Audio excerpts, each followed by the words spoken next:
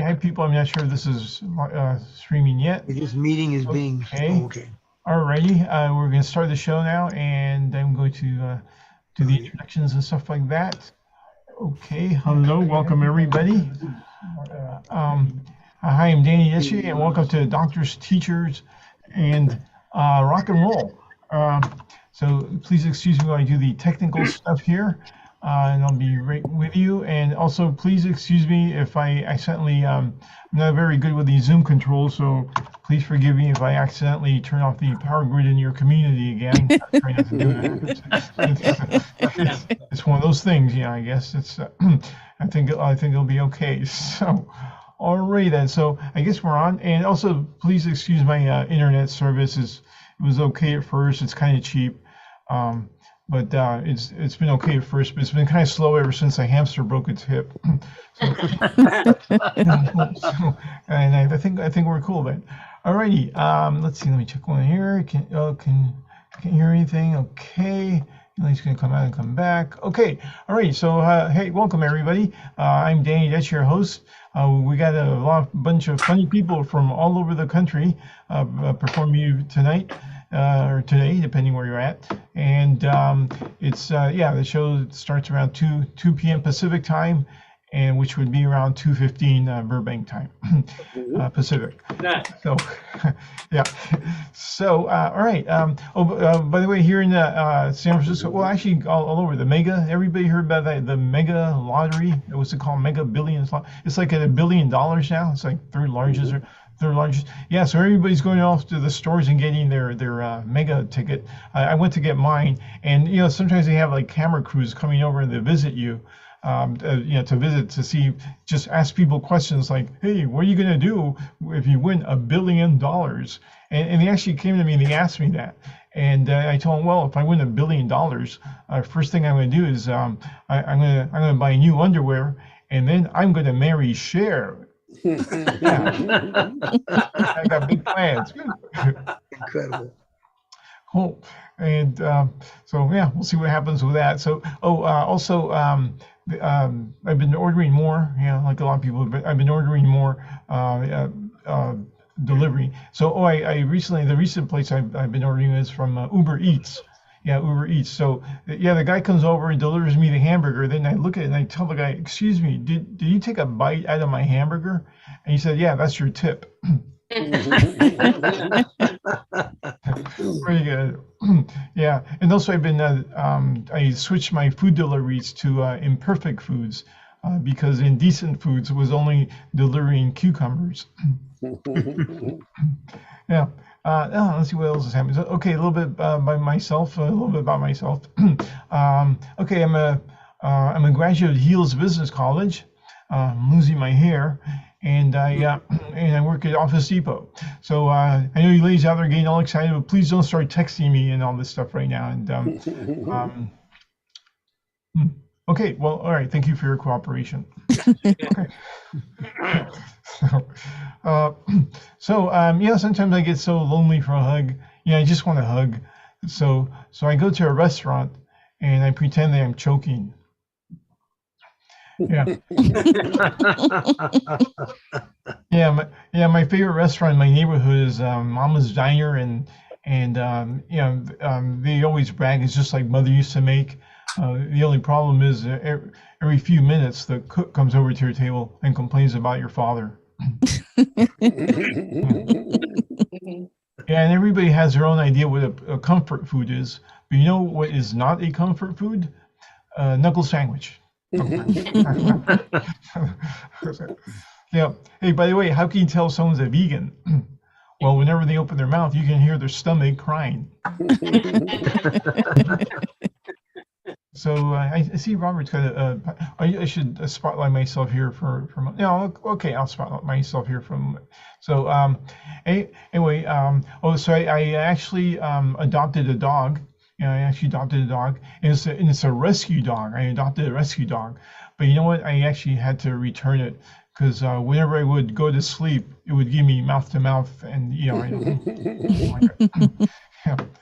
So, like I said, I'm losing my hair. I wrote a nasty letter to the Rogaine company because their product doesn't work, and also it just tastes terrible. Yeah, although I've been feeling more regular lately, so maybe that's something. Yeah, and hey kids, well everyone knows that SpongeBob SquarePants lives in a pineapple under the sea. So one day while he was away from his home, I cut out the entrance to his door, and now he can't get into his home anymore because SquarePants does not fit into a round hole. Yeah. Also, kids, words of wisdom. Sometimes we have the on birthday parties we have the pin the tail on the donkey game. Pin the tail on donkey. Words of wisdom: never play pin the tail on a donkey next to an open window, because not good, not good. Cool. Right. Also, hey kids, why do the stores at the airports always smell so clean? Because they're duty free.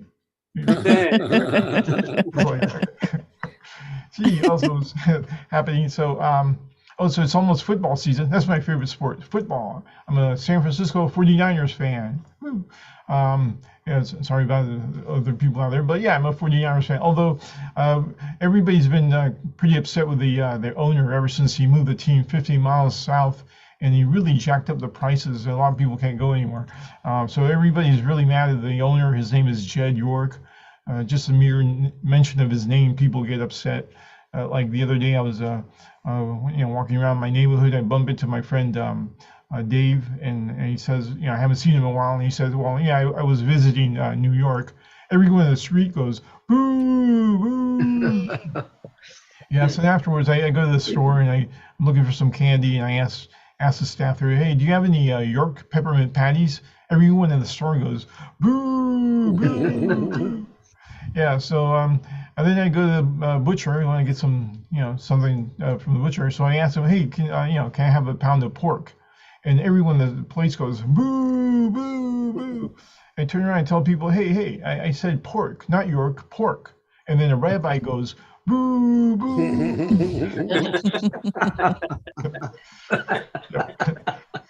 So I'm also a baseball fan, Giants baseball fan, and the Giants used to play this place called Candlestick Park, where everybody always complained that it's so cold. But their current stadium is pretty cold too, especially if you sit in the bleachers, because they got these metal benches in the bleachers. They don't have seats, just metal benches. And it was so cold, the guy next to me was complaining that it's so cold that his butt keeps sticking to the bench. So I told him, hey buddy, maybe next time you should try wearing some pants. And trying to eat my garlic fries here. So let's see the environment. How can anyone deny about climate change? I mean, already there's been like not just one, not two, not three, but 6 Sharknadoes. Yeah, and and if they could make, cows are blamed for a lot of the, methane going up and messing up the climate. But hey, I figure, hey, if they could make seedless watermelons, why can't they make cows that don't fart? Just a thought. Yeah, and some people are trying to conserve water by not flushing the toilet every time. And somebody asked, how long should I wait till I flush the toilet? And they said, well, when you can't close the lid. Yeah. And we have a problem with pollution still. Yeah, there's a trying to clean up, but there's still pollution. I was hiking up a river, just near, camping out near a river last weekend, and man, this river was really polluted. So much mercury. How much mercury was? Yeah, this river was polluted with so much mercury. I could take my temperature with a salmon. Yeah. So, also, some of the things are coming back. I'm a big comic book fan. And so I went to the comic book convention, and the place was really crowded. I didn't want to wait all day in line to get an autograph, so I came up with an idea. I went up to the front door and I yelled, "Hey Eugene, your mother's here to pick you up." And the whole place cleared out.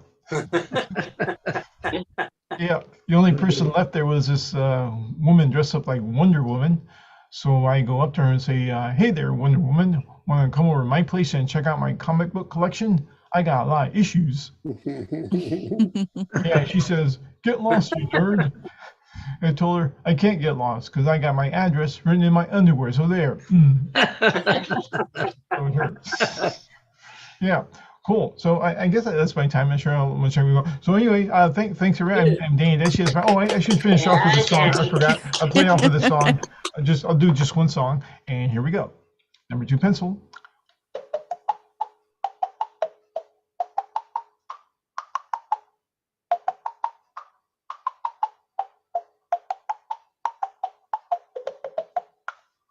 Thank you very much. Thank you. Woo. All right, folks. We got a great show for you tonight. Your first comedian is from Washington, D.C. I've been performing with him many times, pretty much all on Zoom, right? All on Zoom. But we're happy to have him here. And let's get it for Chip Jones, everybody. Woo. Yay! Thank you, Danny. Thanks for having me. My mom used to take my temperature with the salmon when I was a kid too. God, I really hated those rectal ones. Those are the ones. I'm like you, man. If I win the Mega Millions for $1 billion, my goal is to maybe cut back to like 4 days a week at my job. You know, I want to create a situation where they try to fire me. It's like, yeah, come on. Try to fire me. I quit. I'm out of here. What's going on with me? I'm feeling really confident this week. My wife got me some of that handmade soap. It's made with vanilla and oatmeal.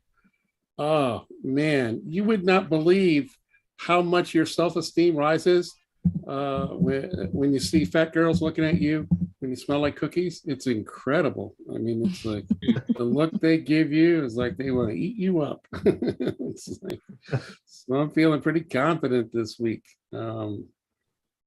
which is not usually the case, you know, because like most comedians, I have issues. Been trying to work on them, but I recently found out that I have road rage. I found out when a bird pooped on my windshield and I followed him back to his nest and peed in it. Not a good look. Good look. So I guess you could say I'm still a work in progress, I guess is what I am. January 6th, you guys watching the January 6th committee meetings? Mm-hmm. Yeah, anyway, yeah. It's a must-see TV. I mean, it's crazy.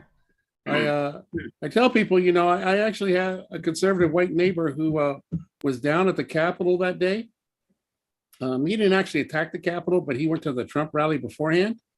And I just had to tell him, I said, you know, those Trump rallies are racist. And he said, no, they're not. He goes, I was there and there were a lot of black people at that Trump rally. And I thought for a minute, and I kind of understand what he means, because I know if I went to a Trump rally and I saw one black person, I'd be like, man, there are a lot of black people at this Trump rally. Yeah. I think it's the only time where a black person and a conservative white person agreed on what a lot of black people were. It's one, you know. And usually when a conservative white person tells you they have a lot of black friends, that's what they mean. They have one, you know. I am old enough to remember when TV was in black and white. And by that, I mean it was mostly white with just a little bit of black. You know? And then we got Technicolor, which I think stood for technically you could have one person of color on your show. So, that's when I became a fan of Star Trek with the beautiful Nichelle Nicholas, the Uhura. But, you know, that character actually wasn't really moving the race forward, or women, you know, because she was basically a secretary in space answering the phone. You know, for me, I think we got moved forward when the Next Generation, Star Trek Next Generation, because on that one we had the engineer Geordie LaForge. He was a black blind engineer, and everyone thought he was a genius. And he didn't play piano or sing at all. we were making advancements. But I've been watching a lot of old TV, you know, since I've been stuck at home. Gotten back into westerns. In particular, I've been watching this one, Bonanza. Anybody know this Western, Bonanza? Sure. It's an odd little show. How do I best describe it? I'll do it this way. When I was a kid, my friends and I used to make lyrics to TV themes that were instrumentals. And the one I made for Bonanza were these. Why are there no women on Bonanza? Why are there no women on Bonanza? Little Joe, here comes little Joe. Why are there no women on Bonanza? Because they all die. Yeah. On this show, the patriarch has put 3 wives in the grave.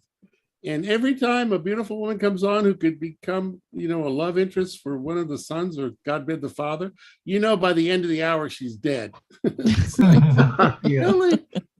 Could you have a show like that in Me Too? I don't know. I think they need a crossover of Bonanza and Murder, She Wrote. Find out what happened to these women. Who's killing all these women? I don't know, man. I am in Washington, D.C., and it's weird here. We still got so much to do in race relations. I was in downtown DC recently, and this little white girl was walking in front of me, and she looked back and saw me. And as soon as she saw me, she took her Barbie purse, she moved it to the other side of her body, and she clutched it really tight. And I got to tell you, it made me a little sad. Mainly because I knew I was going to have to knock her to the ground to snatch that purse. I was like, this racism isn't working out for any one of us. I got a live show to do after this one, but I still like having my toe in the Zoom comedy. Everybody likes Zoom comedy. I'm assuming it's here. I did hundreds of Zoom shows during the pandemic, and it was amazing. I got to do comedy out of countries all over the world. I did the Zoom out of Tokyo, out of Kuala Lumpur. I even did a Zoom show out of Russia before all that fiasco. And the thing that was incredible is that everybody spoke English. Yeah. It kind of made me think that maybe colonialism gets a bad rap, I mean, I understand they killed a lot of people, they enslaved even more, stole a lot of land, but without it, people all over the world wouldn't understand my dirty jokes. So I guess you could say I'm an optimist. I'm sort of what would you say, a slave ship half full kind of guy about it, I think is what I'm trying to say.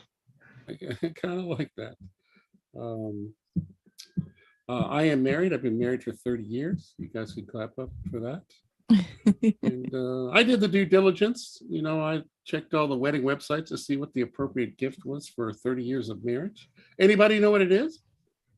It's a pearl. Pearl is the appropriate gift. But when I went to my bank website, it said back rub. Back rub is the appropriate gift.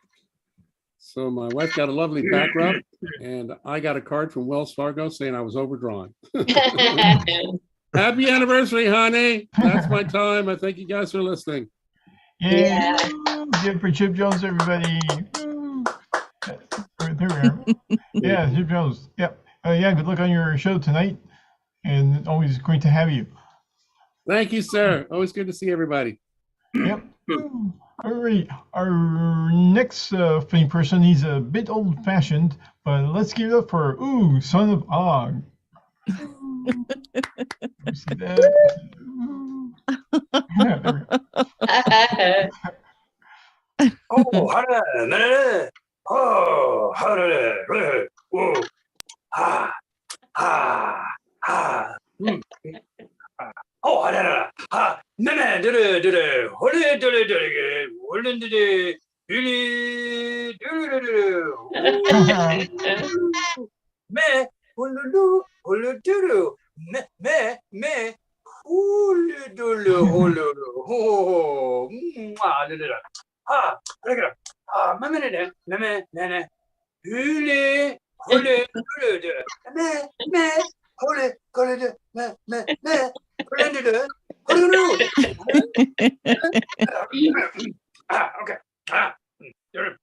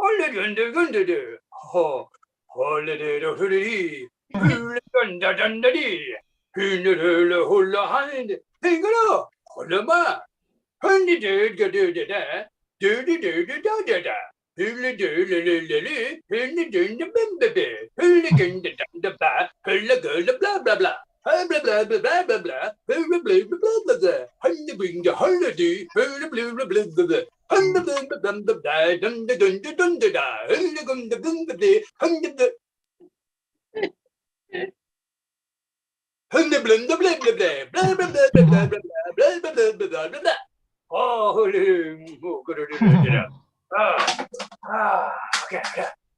자, 헐리네, 그래. 헐리네, 그래. 염염염, 헐리네, 염염. 오케이. 헐리네, 허름, 이래, 헐리네, 아, 나는 건데, 헐리네,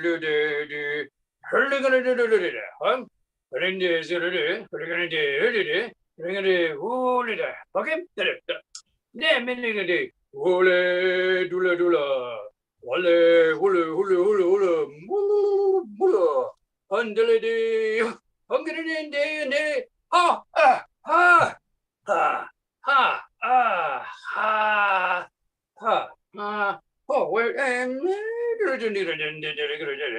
그러는데 holiday over. Oh,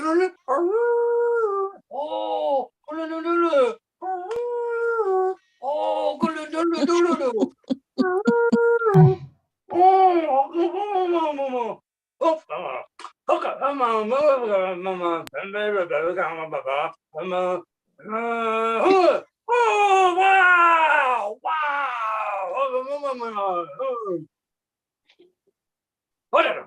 Okay, yeah. 흘리는데, think out. 안 되나? 흘리는데, 흘리는데, 시그, 원래 로버. 오, 그래.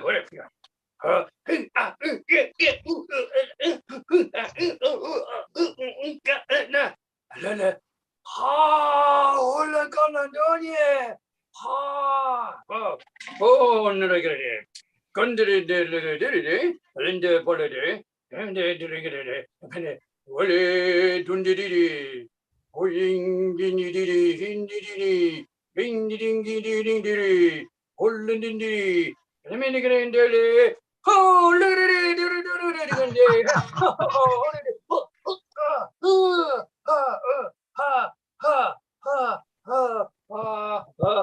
근데 홀른디리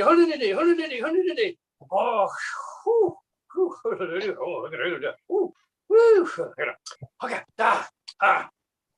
돈이래, 원래는 우리들 란데를 한대 머네들이 오리 고라돌라도 올라돈데로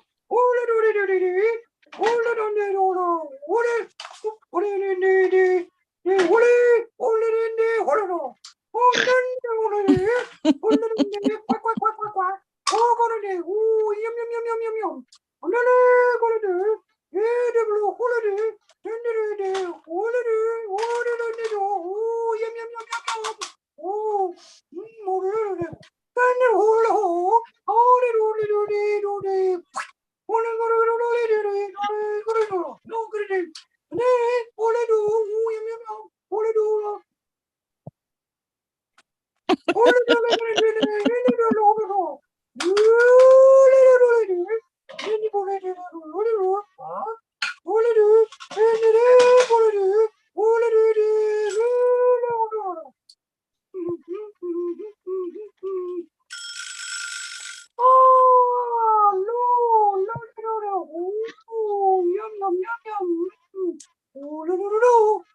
그래요.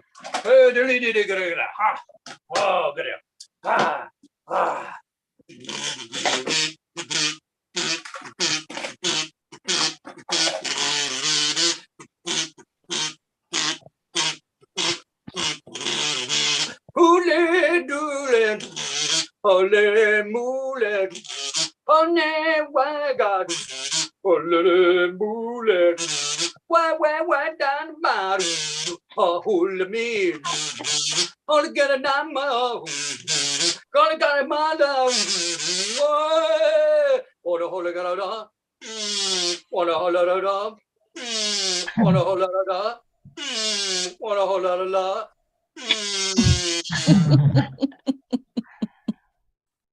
Ah, well. Hold it.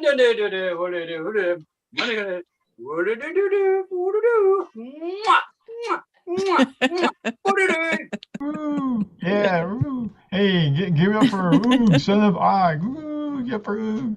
Ooh. That was great. He's the originator of that song actually, and he makes a mean stew. Real mean. Yeah. Ooh, son of Og. Ooh. Yes, and our next comedian from Chicago. Let's give it up for Denise Medina. Woo! Give it for Denise. Woo. Thank you. Thank you so much. Thank you. It's so much fun being here. I want to say that is exactly what I see and hear when my husband talks to me.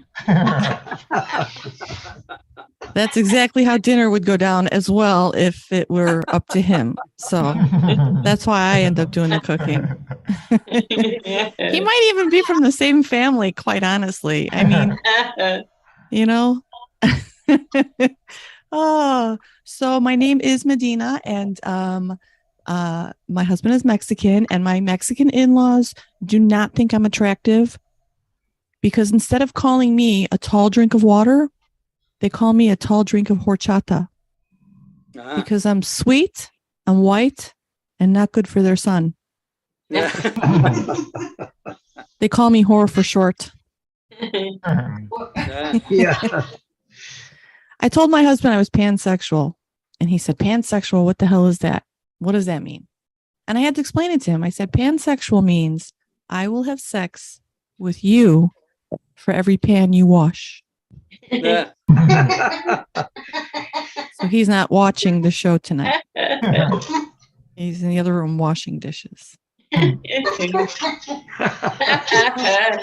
It's funny. So a lot of things were going on during the pandemic. My dad got sick, but he's doing really, really great now that I'm not there. Yeah, I was taking care of him, and we fought constantly. I mean, it was just so frustrating because I was trying to get him healthy and well so that I could kill him, basically. That was my motivation. No, we fought so much. He called me Nurse Ratchet. Yeah. He said I was mean because I forced him to take drugs and not the fun kind. No. Yeah. He said I was mean because I forced him to eat my cooking. I can't cook by order of the fire marshal. Yeah. He said cancer wasn't his big problem. I was his biggest problem. He called me stage 5. Yeah. But we did share a tender moment. We talked about the time he asked me what I wanted to put on Mom's tombstone. And I said, pepperoni, mushroom, onion, and green pepper. Yeah. Because it's headstone, not tombstone. Tombstone is a pizza. And I love pizza. Oh, I love it. Pizza is so good, you guys. I love it so much. And I've heard people compare pizza to sex. But that's where I disagree. Because I have never been disappointed by a pizza. No, not at all. What else is going on? Oh, so I did have to give up twerking. I thought it was tweeting from work. I told everyone I did it all day and that I'm addicted to it. It's okay, though. I get it. This look doesn't say twerking. This look says, hey, that's what Ellen DeGeneres would look like if she let herself go. Oh, come on. I love that joke. I wore my house hair for that joke. I wore my house hair. Let me explain. I usually wear wigs, and I call that my Hollywood hair, right? I wear wigs like J-Lo and Beyonce and Dolly Parton, you know. Well, not exactly like J-Lo, Beyonce, and Dolly Parton because, you know, they have professional people. All I have is a promo code for free shipping. Yeah. and maybe a free comb, you know? I don't know. It makes a difference. It really does. So I went to my doctor and I demanded a medical marijuana card. I said, I want it. I need it because I want something to elevate my mood, because I think I have a little bit of anxiety and depression. And I think he thinks I was lying, because I was totally lying. Yeah. And what he gave me instead was a marijuana scented Yankee candle. Yeah. Yeah. And that stuff is expensive too. It's like $25 for 2 ounces of candle. Yeah. What I hate about using this candle is that when I burn it, I don't get high, but I still get the munchies. The greatest thing about possessing a marijuana scented Yankee candle is that it's not considered a gateway candle to other candles. So I don't worry about getting caught up in all those party-like candle parties or getting addicted to the next step up, the more lethal Scentsy products, you know? Oh, man, the moms in my neighborhood, they love having those parties. All of those parties. Tastefully Simple, Pampered Chef, Pure Romance, all of them. And I hate them. I hate them all. The parties, too. Ladies, have a party. Invite me when I don't have to buy anything. Because I just want to come over and eat snacks and complain about my dad and cry into my box of wine for free, because I don't have a promo code for that. I don't. You know, it's been really great doing Zoom shows. I love them. They're a lot of fun, but I feel like I have to, doing shows online, I feel like I have to talk about the pandemic because it's the elephant in the Zoom. I feel like we never needed vaccine mandates. We could have avoided mandates because I think we just needed better delivery systems, and we would have gladly taken it. Like, because people are afraid of needles and blood and injections and all that stuff. So I think if you just would have put a blunt, put it in a blunt, people would line up for that. Put it in a Twinkie or a pizza topping or, ho-ho or a ho,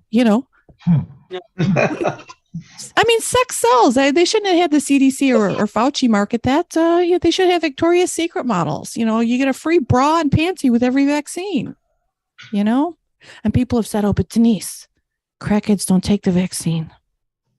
That's because there's no crack in it.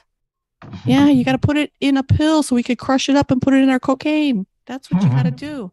I also heard that people love to put stuff up their butts. So I think that they should have put the vaccine in an enema, a suppository, or a gerbil. That's all I'm saying. Make it delicious and fun. I'm Denise Medina. You guys have been great. Thank you so much. Yay. Woo. Thank you, Denise. Yeah, those are great ideas. Yeah, more people get, you should be in the marketing business. You should be you should take Dr. Fauci's place. I think it would be very helpful. Thank you. Yes. Thank you. And our next funny guy, he performs all over, especially all over New York. He's also all over Zoom. Let's give it up for Bruce Lipsky. Hey guys, how are you? Great hearing from Denise talking about pizza. We had a new pizza restaurant just opened up in my neighborhood. It was called Good Pizza. Now, I'm no marketing genius, but couldn't they think of a better name like Very Good Pizza or Excellent Pizza? Now, who's gonna run to Good Pizza? Probably those people who like a lousy lasagna or a mediocre manicotti or a crappy cannoli. Me personally, I refuse to eat in any restaurant that has low self-esteem. But it's crazy, as I said, I'm no marketing genius. There's actually a new Indian restaurant just opened up in my neighborhood. The name of the restaurant was called Samrat. Now, I looked it up. In their language, Samrat means royalty. But in my neighborhood, when you combine rat and restaurant together, it kind of has a different connotation. Maybe I'm, again, not a marketing genius, but something's wrong over there. But I do apologize, Danny, for coming late today. I'm so angry at my mechanic. I brought my vehicle today, And I got the bill. It was $1,200. Charged me for 4-wheel tire rotation. He recalibrated all the airbags, and he charged me a new compressor for my air conditioner. I said, "This is all wrong." He said, "Why?" I said, "Because I drive a motorcycle." I tell you, when you get older, people try to take advantage of you. I remember when I was young, my friends always used to say, "Bruce, you're so corny." Now the only time I hear that is when I go to my podiatrist. Yeah. Look at these things under my eyes. I got these crow's feet now. I went to the doctor. My crow's feet are so bad. My doctor prescribed orthotics for them. It's hard when you get older. I looked in the mirror the other day. I said, "Gosh, it's not fair. Well, the skin, these lines, these laugh lines, these aren't laugh lines. I don't remember the last time I laughed. These are misery lines." Remember when I was young, I used to go to the movies and go see a double feature.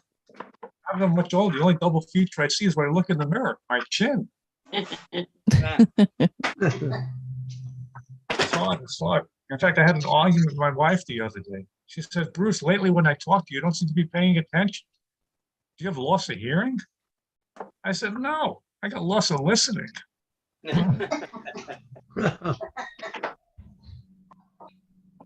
But she's a lovely lady, though. She really is a lovely lady. And she's into this organic stuff now. She loves organic vegetables and fruits. But she sent me to the store. I said, "I never bought these before." So I went to the store and I asked the produce guy, "How can I tell which vegetables are organic?"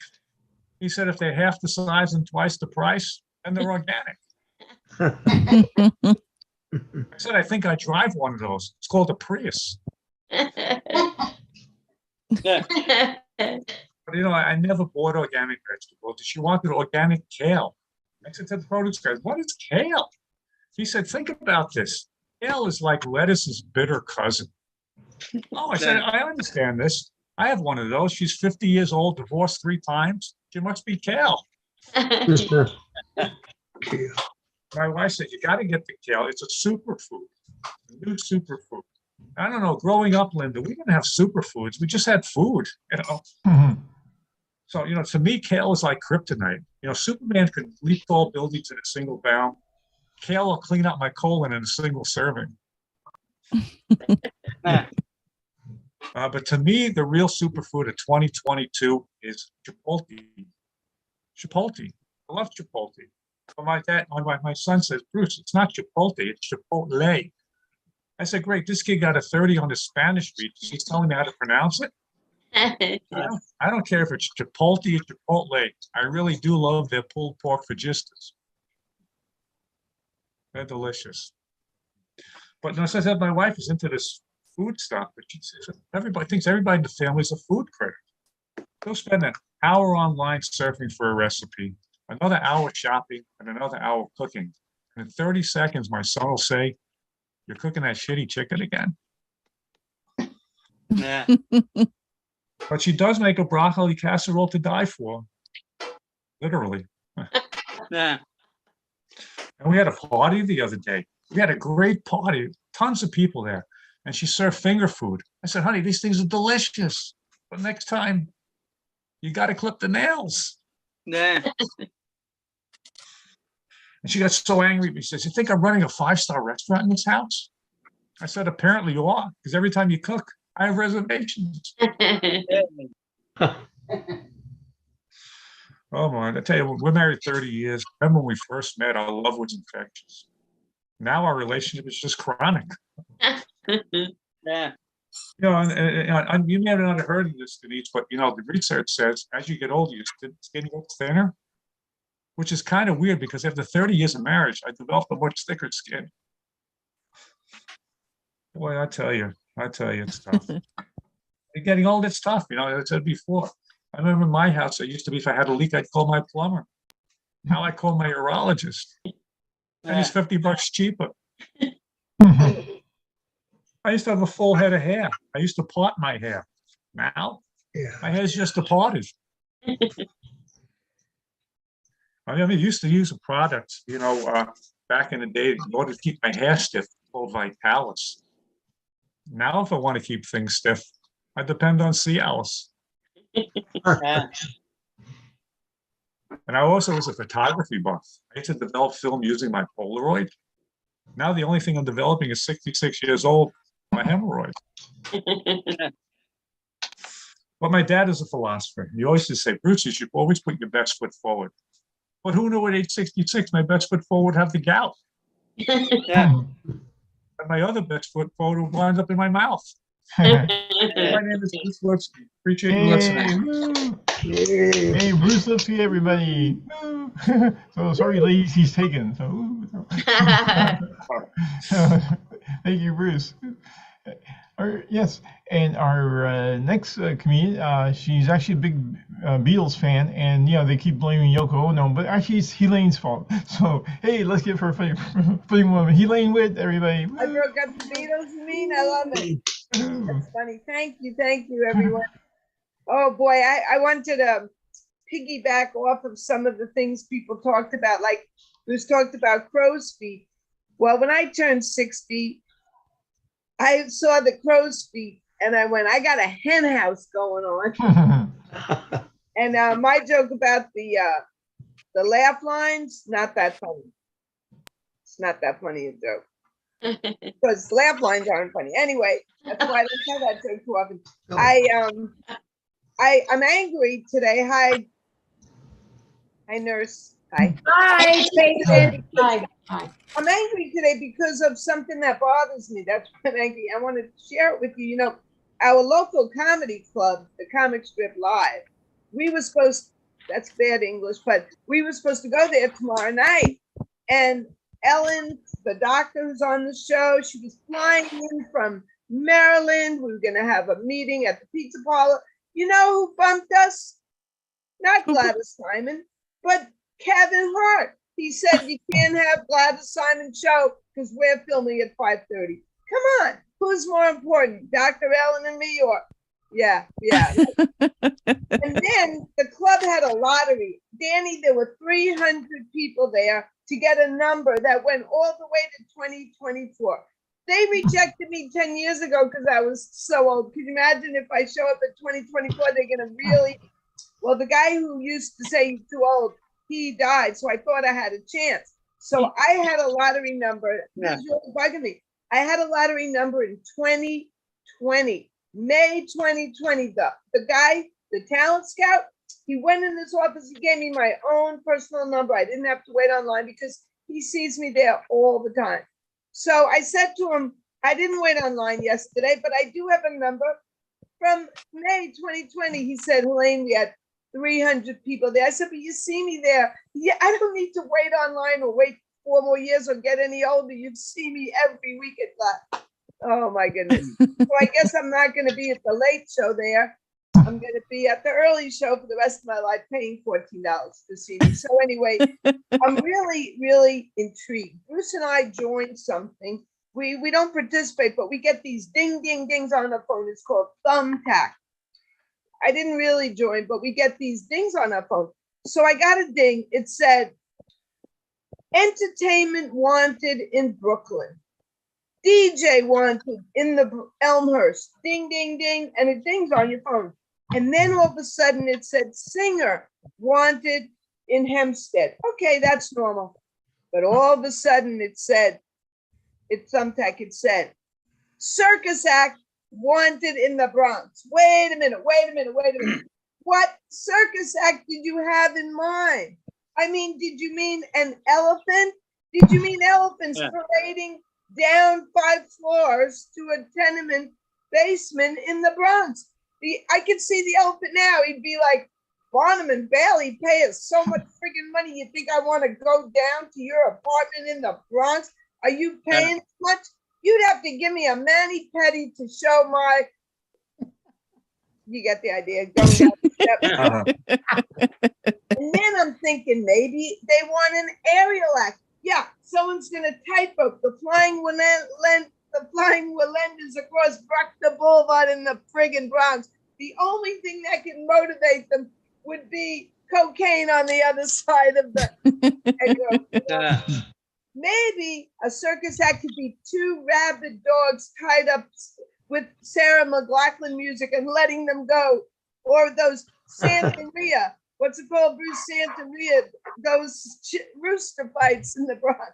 I don't know. The only circus act I really believe they could have in the Bronx at this party, and this is true, I would show it to you, but it has people's names, but I'm going to take a picture of it next time.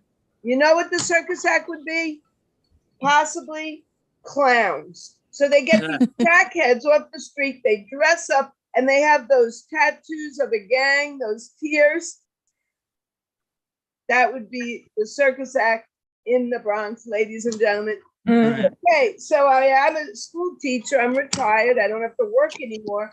But I wasn't a good student myself. As a matter of fact, I was a naughty little girl in school. I went to Hebrew school, and I used to wait for this girl, Nadine Walsh, to come down the bus step and beat her up. That's no way to be a nice Hebrew school girl.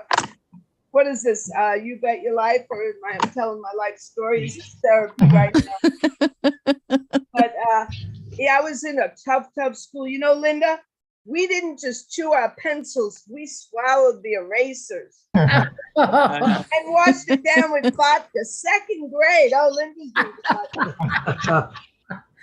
And you know, like when you're little, we had wooden desks. They don't have wood anymore. We used to carve our sweetheart's name in the desk. The kids I taught in my school carved their sweetheart's name in their sweetheart. Thank you. I like that guy. He's going to come around more often. We never heard of him. You know, Mike, I had this girl in my class. Most of my kids, sadly, weren't like spoiled. I had the opposite problem. And this little girl in my class was so spoiled. If things didn't go away, she'd have these major dramatic tantrums. So finally, on open school night, I met her father. And this was about 10 or 20 years ago, before the tattoos were installed that they have on their neck. So I swear he walks in and he has the girl's name tattooed on his neck. So the next day, I lost my temper at her having one of her drama queen moments. And you know what I said to her? Unlike your father, I don't have your name tattooed on my neck. I thought I was going to get fired. Well, thank you, ladies and gentlemen. You've been a great audience. All right. Yeah, thank you, Elaine. A little bit of your life story. Wow, that's so cool. Yeah, it's engraving on the desk. Let me spot myself here. Here I am. Okay, here I am. Yeah, Elaine Wood, everybody. She's also one of the stars on Good Timing on Peacock. So forgot to mention it. So watch that. It's free. Go to Peacock on your TV there. It's somewhere. You know, they got so many. It's weird how it works for me nowadays. It's not like a anymore. So anyway, it's just silly me. All right, your next comedian, all the way from Las Vegas. She hosts many shows, very busy hosting on Zoom. And she also does live comedy, and she does a lot of Good Timing. Yeah, well, she's going to be on Good Timing. She's going to be with Joe Firestone's class, but she also does military shows. So let's get up for funny Linda Marcus Smith. Have you ever noticed the abbreviation for recording in process is the same as rest in peace? How many of you are teachers? Show of hands. None of you except Elaine. Okay, good. Oh, Bruce was a teacher. Oh, that's right. Well, I have to tell you that I became a teacher late in life because I had a lot of things that were really important. I had to get them done first. Yeah. Oh my gosh. It's really, it's great to be around teachers like Helene and Bruce. But most of my life I spent with the principal, I got to tell you. I got sent to the principal's office a lot. And I'm really good at cleaning chalkboards as a result. So that's good, right? Have I lost you guys? This is my life. I had to live it. You guys have to put up with it for 6 minutes. I think you can do this. Now it's just a rant. I've always wanted to say that. Thank you.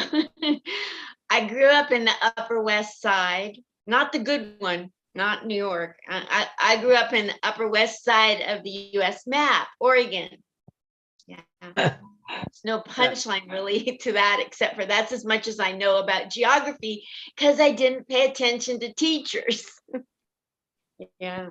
I went to school. I got spoiled before I went to school because I had a rabbi teach me one-on-one in kindergarten. He taught me jokes and I paid attention. I knew a lot of Hebrew before I got to first grade because he knew how to connect with me, you guys. This is important to you to know. I'm going to have a test at the end. So you better pay attention. I felt sorry for my teachers in school, I got to tell you, because they had a tough time. They had to figure out, was I going to be perfect like my sister, Claudia, or was I going to be like my twin brother, the hooligan? And lucky for them, I was like Malcolm, something in the middle. But they had this policy at my school. I don't know if you guys have heard of it, but they had a policy where they couldn't smile till Christmas or it would just give away too much control to the kids. Have you heard of that, Helene? Where teachers were taught never to smile till Christmas? Yeah. Yeah. I never saw a smile until I got my graduation certificate. That's when I saw a smile. Smiles, oh my gosh. I never got a grin from a teacher. I got grimaces. They were like, why can't you pay attention? So I started taking my antics out into the playground. And because they didn't appreciate my smart remarks. So I took all my smart, funny stuff out into the playground, which turned out to be the fast track to go to the principal. I remember one time, me and Barry Bridgman, just picture what you think Barry Bridgman would be like, and there's no wrong answer because I would have been a good teacher. So Barry Bridgman and I dressed alike one day. We had planned this for weeks. I don't know if I'm getting a light, so might be good to like get your pencil out or something for me. I don't get a clue on those things very well, but yeah, so I was, we dressed alike and they sent us straight to the principal. Go to the principal. We went there and the principal said, and I quote, he said, what are you girls gonna do next to disrupt learning? You're dressing with the same surfer shirts, pencil skirts with the kick pleats, look alike bobby socks, and shoes, identical shoes. What are you gonna do next? Wear matching earmuffs? I looked at her, Barry looked at me, and we're like, we never thought of matching earmuffs. This guy's cool. But I gotta tell you, there was a lot of times that, they would say that there's no stupid question you could ask and there's no wrong answer. Hello. Not unless Claudia and Fred's sibling raises their hand or answers a question. Everything I did in school was wrong. So I just got to be more of a smart aleck. I had to up my game just to cope. So I thought, no stupid question, I'll show you guys. So I raised my hand and I said, Roman numerals, why are they letters?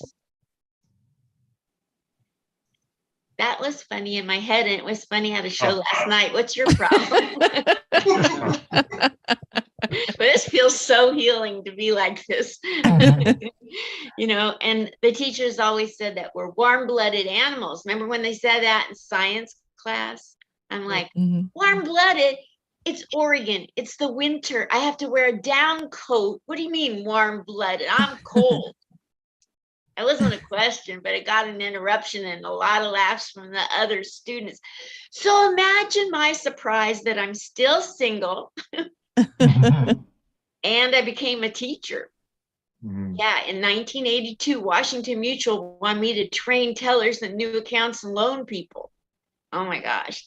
So I thought, well, like the good rabbi taught me in kindergarten, if you want them to pay attention and learn, So I taught Hebrew in the classes. Just kidding. I just started messing around. I was the most wanted teacher at Washington Mutual. They loved me as a teacher. And I just loved teaching so much, as long as it had to do with bank products, you know. I mean, there were a lot of dumb questions people would ask, and there was a lot of wrong answers. I never promised the stupid stuff that, you know, like no wrong question, stupid question. Oh, there's stupid questions and you just asked one. Yeah. Well, Washington Mutual went bankrupt, and guess who's still kicking? Me. I outlived a bank. So I'm not complaining. And my life has been one big roller coaster, and I'm happy with that. But yeah, there you go. There's my life. Thanks for finally paying attention at the end. Hey, thank you, Linda Marcus Smith, everybody. And check out her shows. She's got great shows. You got comedians from all over and on her Zoom show, so check it out. Woo. Thank you, Linda. Alrighty, now we go all the way to Arkansas. Your next comedian as a brain surgeon and started out as a hairstylist and now as a brain surgeon. so let's get up for Mike Bass. Yay, Mike Bass. Hey. Well, I'll tell you what I'm going to do today. I'm going to roast Rodney Dangerfield. And so come on out and say something to people, Rodney. What a crowd. What a crowd. Oh, I'm okay now. But yesterday I was a mess. I mean, last week it was a mess. My wife went into heat. She was demanding and needing sex every day, every night. She was just hypersexual. I told her, well, I'll fly home. And she said, no, I'm good. No, Rodney, that's not what we're doing today. We're going to do a roast. And I'm going to just come on closer to me. I'm going to be roasting you, and it's a tribute to you. And you're the man of the hour. You're the I'm going to say a few jokes about you. You say a few jokes about me. Everybody will have a good time, okay? Because you are a man for all seasons. Well, maybe not summer, because in a swimsuit, you look like gold to my ear. But you are a man, I can tell, I can vouch for you. I can tell everybody that you are a man of substance. Unfortunately, it's a controlled substance. But I admire you because you do these self-abnegating jokes. It shows that you're comfortable in your own skin. And I admire that. But I think anybody else's skin would be a little tight in your belly, don't you think? So, but you have to just, for that, you just have to watch your dietary habits. Yeah, I know that you like a nice white wine before and after each nice white wine. So I don't know whether you're an alcoholic or not, but I have something that might shed some light on that, because I have seen you give total strangers the shirt off your back while screaming, "Snakes, snakes, it's full of snakes."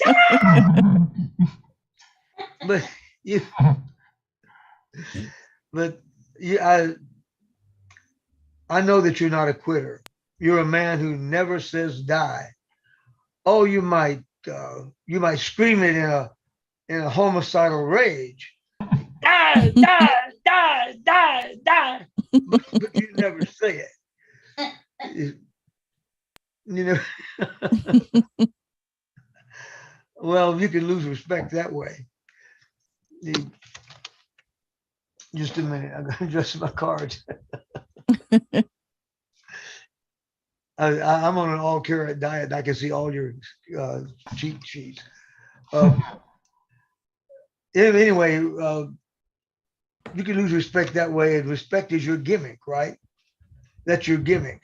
And nobody has a better gimmick, and nobody has better delivery. Nobody has better, more experience. nobody has more a better persona for comedy than you do, and nobody can figure out why then you're not funny. I saw your act. I saw it last Saturday. I saw your big crowd that you had there, and let me tell you about that crowd. The last time I saw a group that silent, that quiet, they ambushed us in Vietnam. Yeah. Well, okay. Now, everyone pay attention to the fabulous, legendary, adorable, beloved, genius, the master of comedy, Rodney Dangerfield. Oh, I feel better after that introduction. But it was rough for a while, you know. He said, he's, he said that this is going to be a tribute to me.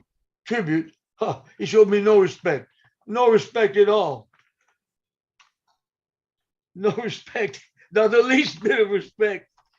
But I have to forgive him because he's old. He's very old.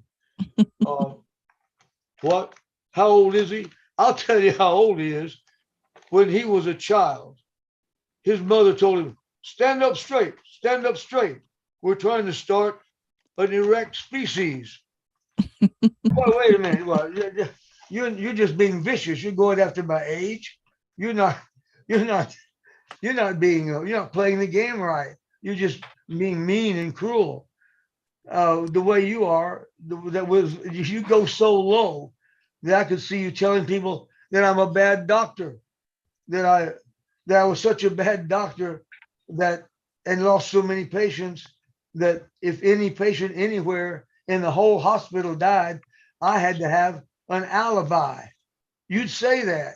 You're so pernicious in your attack.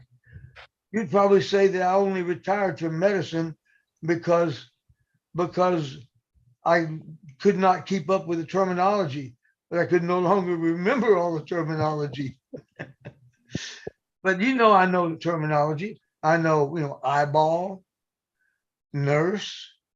I'm good on the terminology. I'm hip. But you probably are so low and so inconsiderate that you would talk about the you talk about my family. You I'm skipping half the cards. Now you talk about my family. You talk about just anything. You say you talk about my nurse. That's what I want to say. You talk about my nurse, and you tell people I had a nurse. Now that's getting pretty low, but I could see you doing it. I wouldn't put it past you. The nurse that calls my daily walks wandering, and you'd bring in my son. I know you would. You're just that way. That's the way you approach this game. My son, he always says the same thing every time we run into each other. I found him, and you're so low that you would even bring the rest of my family into it because we have a occasional dementia somewhere running in the family, but you would let them know that I was 30 years old before I found out other families didn't use name tags. You'd do that. You're so pernicious. And I bet you'd go after my father. You'd do that. Poor dad. He has, just because he has Alzheimer's with dementia and paranoia together, paranoia and Alzheimer's is a horrible combination.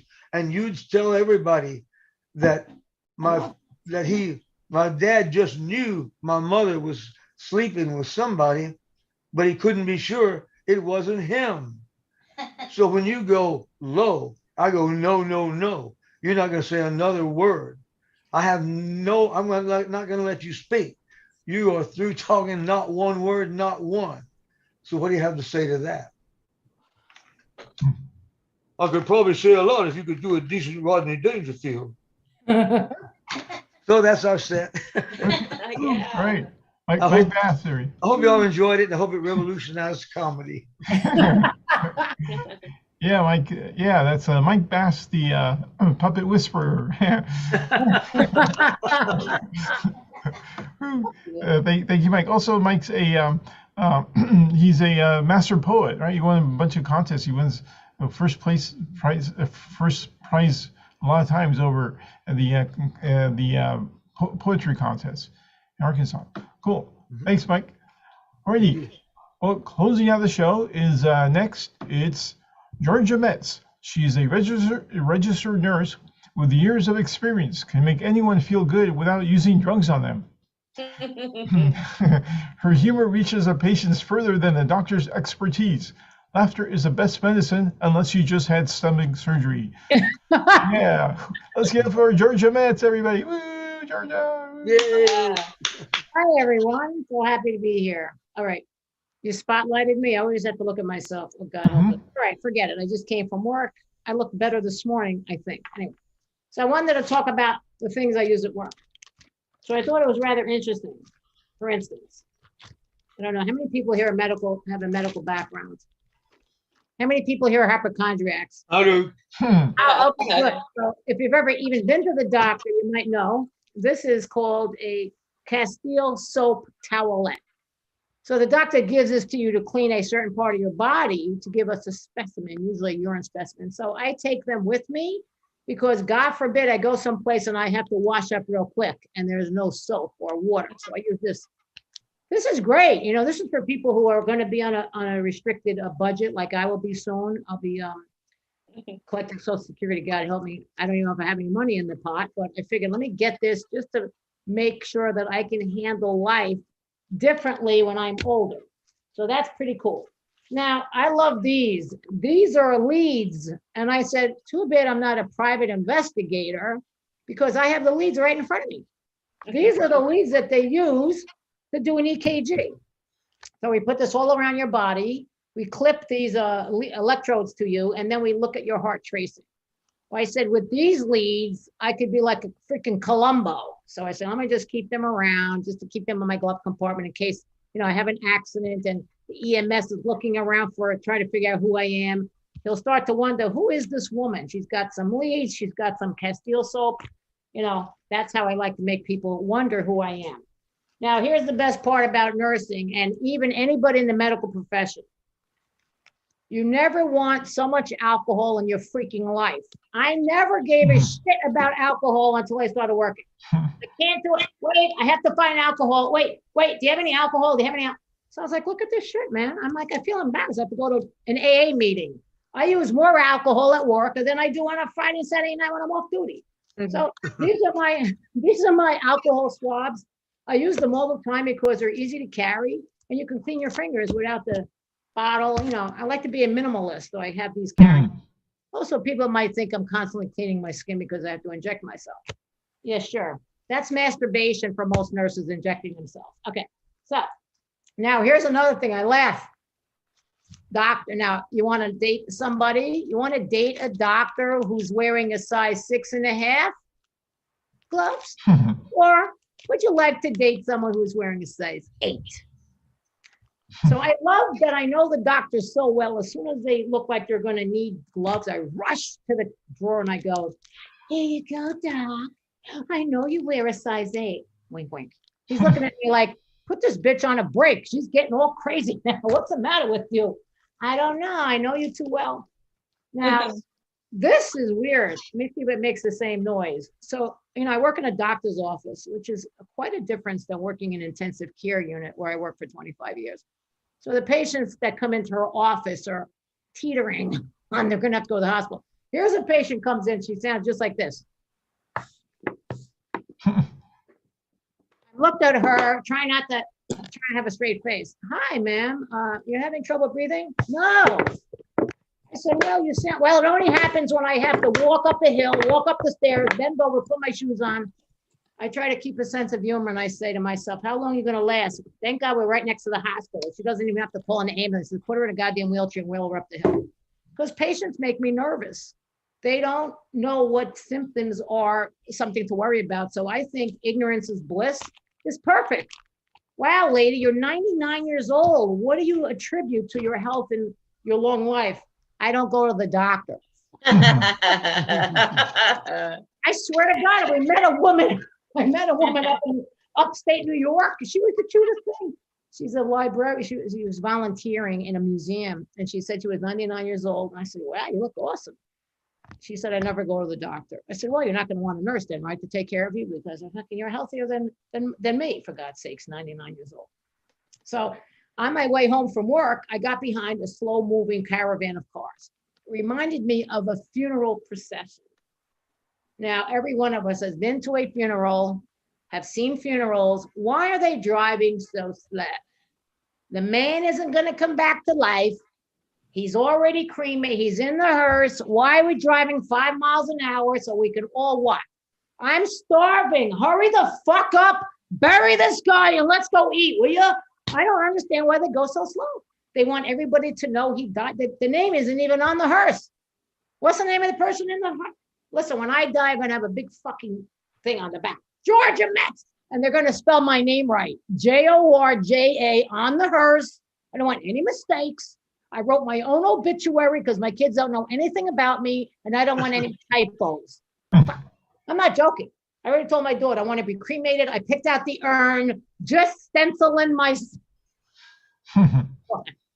Maybe I'm a type A personality. I don't think they listen to me. Alexa knows what I want, right? She knows everything. She also has 1/3 of the will. 1/3 of my inheritance is going to Alexa because she listens to everything I say. You know what? I have to be honest. I say to her, I can't say now, but she'll answer me. What's today's weather? She'll tell me tomorrow's forecast. She'll tell me the name of the song. She'll give me the news. She'll ask me if I want to wake up every day to a certain sound. I was like, shit, man, you know what? I love you. Where have you been? You could have raised my kids while I was at work. So talking about doctors. Oh, I'm sorry, talking about the funeral procession. So then I said, what a great idea. I can be a therapist because I do have my degree and I'm actually a certified health and wellness coach. But after all, I'll hand out my business card later, but I do that also, wellness coach. I thought it'd be really cool to be a therapist for people with necrophilia. Can you imagine? I'd be dubbed the nurse with the hearse. Sir, you have give me $100. We'll go very slow to the cemetery. You can act out all your fantasies in the back or pull the curtains. Everything's very private. No one's going to ask me for shit. Can you imagine? And it really, you know what happened when we got to the cemetery and the guy had to get out and take an Uber back because it's only a one-way. It's only a one-way trip. The guy standing around there, he says, you know, baby, I really dig you. I said, oh, really? I love that. He goes, yes, I'm a grave digger. Get the fuck out of here. I got in a hearse and I raced home. Okay, everybody. Thank you. My time is up. Yay. Yeah. Georgia Metz, everybody. Yeah. She also does surgery at home. So, yeah. So it's cheaper. Yeah. That's great. Woo, thank you. Hey, that's our show. Thank you all for watching. And big hand to all the comedians who performed for you tonight or today. Yes. It's Chip Jones, Oog, son of Og, Denise Medina, Bruce Lipsky, Elaine Witt, Linda Marcus Smith, Mike Bass, and Georgia Metz. Woo. Thank you all. And yeah, thanks. Great job, everybody. And thank you, Danny. Thank you, Danny. Cool. And we're here. We'll do this every last Wednesday. We'll keep doing this on Zoom every last Wednesday. So come on back. You can see it on my timeline, Facebook timeline, or it's on YouTube. And yeah, it's also on the comedian's timeline. I put it up there. So, so anyway, okay. Well, thanks for watching, and bye, everybody. And Thank you. Nice to see you all. Close off the